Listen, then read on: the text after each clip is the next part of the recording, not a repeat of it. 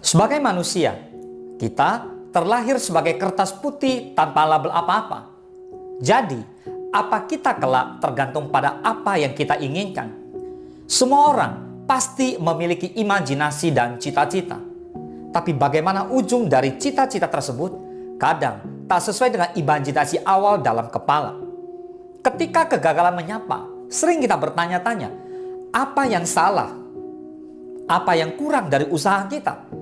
Dan kenapa bisa gagal? Bahkan mungkin kamu merasa dunia ini tidak adil karena kamu sudah mengusahakan segalanya, sementara ada yang tak berjuang sekeras kamu, tapi hidupnya mulus-mulus saja. Idemu memang cemerlang, tapi kamu masih susah menerima saran. Lebih suka mencari pembenaran daripada menjadikan kritik bahan renungan.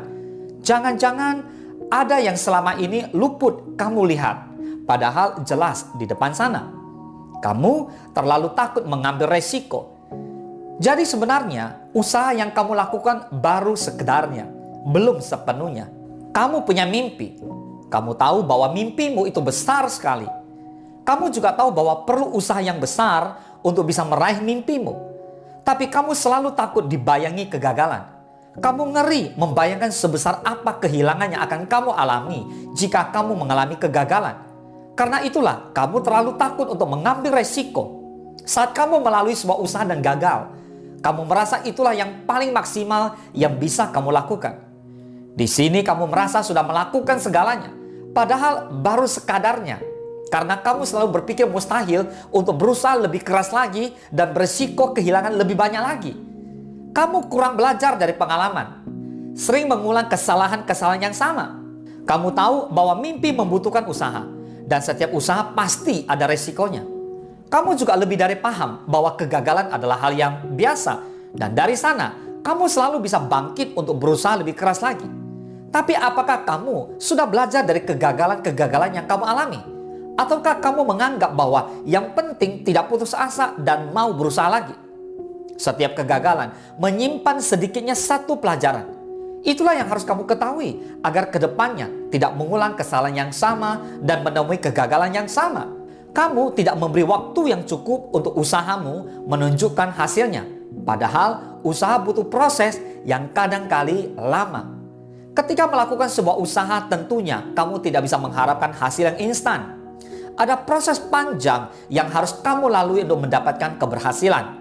Proses inilah yang seringnya membuat kamu bosan dan akhirnya menyerah.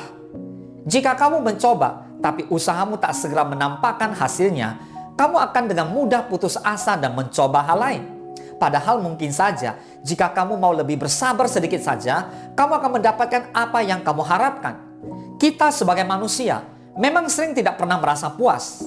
Kita meminta dan menginginkan hal ini, itu, dan banyak hal.